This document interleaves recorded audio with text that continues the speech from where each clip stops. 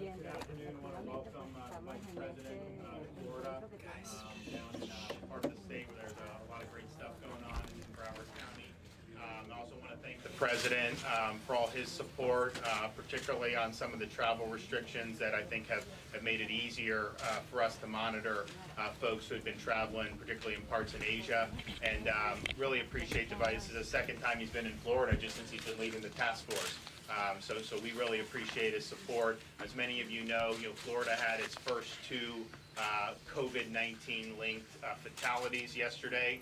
And so we are stressing to folks that if you look at how this virus impacts people, the folks who are elderly and have underlying medical conditions are at much greater risk to have serious complications. So we've been working hard with our hospitals and our nursing homes, assisted living facilities, but we've also wanted to spread the message to the people as a whole. Follow the CDC's guidance on this. They recommend for people who are elderly, have these health conditions, stay at home if you need to. Don't avoid large crowds. Make sure you have a couple weeks of supplies of medical and food just in case you're in a situation where you need to isolate. So those are prudent steps that people can take, and that will help our efforts here as we work to contain the spread of the virus. But thanks again for coming. We appreciate your leadership. Thank you, thank you, Governor, and I want to thank you for bringing together leaders in the cruise line industry for an important discussion about how we keep your passengers, your crew, the communities they come from, and our country safe. The President's grateful for the spirit of collaboration represented in this room, and I look very much forward to our discussion about how we help you make this industry safer. Governor, I want to thank you for your leadership. I'm also very grateful for Senator Rick Scott, Senator Marco Rubio, and their swift efforts in passing more than $8 billion in funding for America's response to the coronavirus. Let me thank all the public officials who are here as well, and I'm pleased to be joined by the head of CDC, as well as the acting Secretary of Homeland Security, Chad Wolf. We're really here to have a very substantive conversation with an industry that has found itself at the center in so many ways of America's response to the coronavirus. I'm looking forward to hearing about the industry's recommendations about what more you can do, what more we can do together to protect the American people. I know it goes without saying, President Trump has no higher priority than the health and safety and well-being of the American people. It's the reason why from the first advent of the coronavirus on America, the President launched a whole-of-government approach. But as evidenced here today, it's not just a whole-of-government approach, bringing the full resources of the federal government, really a whole-of-America approach. And in this last week, in addition to the meeting today here that the President directed me to have with the cruise line industry executives, we've met with leaders of the pharmaceutical industry to talk about the development of therapeutics and a vaccine. We've talked to leaders in the nursing home industry. We've talked to the leaders of commercial labs. And I know I speak for President Trump when I say we couldn't be more grateful with the spirit of cooperation of all of the American businesses that we've engaged and their desire to put the health of America first. From early on, President Trump took decisive and unprecedented action to respond to the spread of the coronavirus. The President declared a public health emergency. He suspended all travel from China, and we launched a quarantine efforts for Americans that would be returning, including Americans returning from a cruise line. He established travel advisories in parts of Italy and South Korea, and we now are screening 100% of all individuals who take direct flights from any airport in Italy or South Korea before they board planes to come to the United States of America. The President has also directed us, and HHS has done yeoman's work expanding testing. Now doctors can prescribe tests to any American, regardless of their symptoms, and at the present moment we've distributed more than 1 million tests, and in cooperation with those same commercial labs that I mentioned, will be expanding access to tests in the weeks ahead to every American. I'm proud to say, though, Governor, as you know, here in Florida, every state in the country's state lab can now do coronavirus testing.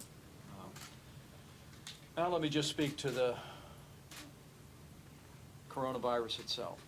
And thanks to the decisive leadership of President Trump, the strong partnership with state leaders, local health officials, the American people deserve to know that the risk of contracting the coronavirus for the average American remains low. That being said, we are going to continue to lean into this effort, to call on industry, to call on every agency of government to deal with it.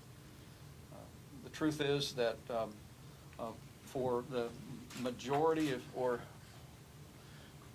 I know the head of CDC is here, for whatever the number would be, for 96, 97% of Americans who even contract the disease, they will be treated, they will have flu-like symptoms, and they're fully recovered.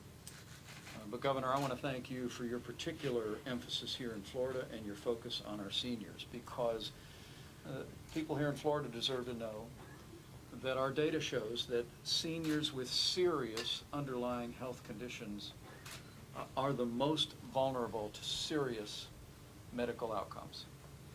And so for anyone within the sound of my voice, if you are yourself a senior citizen with a serious underlying medical condition, or if you have a loved one with a serious underlying medical condition, it is just a good time to practice common sense, just to protect your health, the health of your family, and the health of the community. But I'm here today to speak particularly about the unique challenges facing the cruise line industry, and to be here with so many leaders and have an opportunity to speak about how we can work together to make passengers, your crews, the communities they come from, and our country safer. Is a great privilege for me. And in many ways, Florida is the heart of the cruise line industry. We recognize that. It's a destination not just for Americans, but for people around the world. And I know to date, Florida's efforts at preparedness on the coronavirus have made a difference.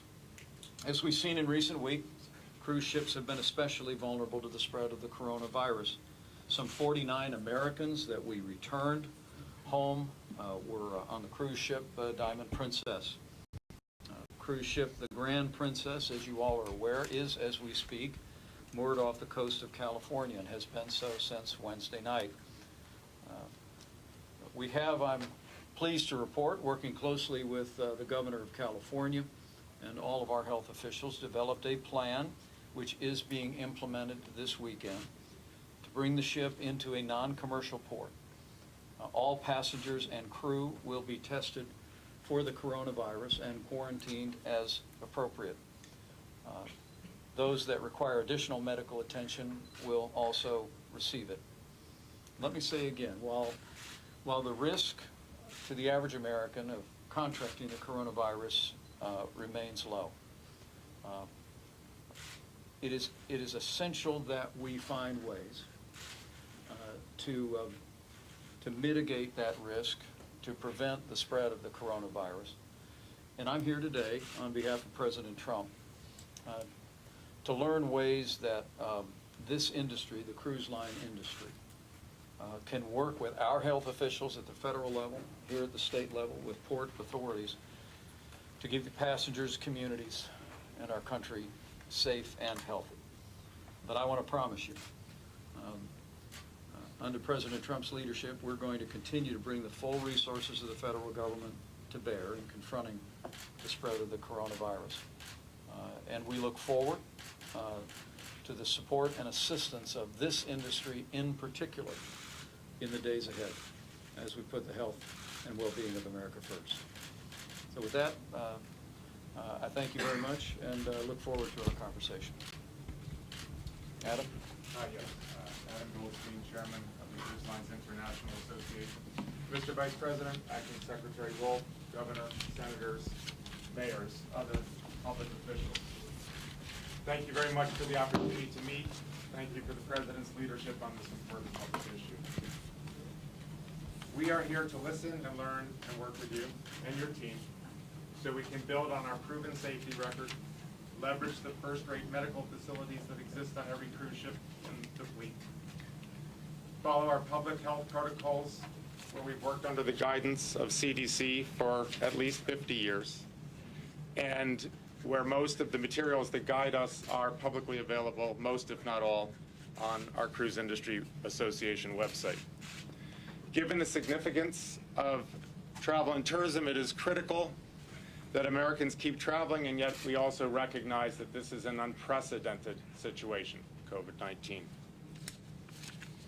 Our commitment here today and going forward is to work closely with government and to go above and beyond anything we are currently doing to screen even more stringently to prevent those who should not be allowed to board, to monitor, test, and care for those who are on board, and to transition and help pay for any sick guests or crew to move to locations staffed and equipped to handle COVID-19 cases.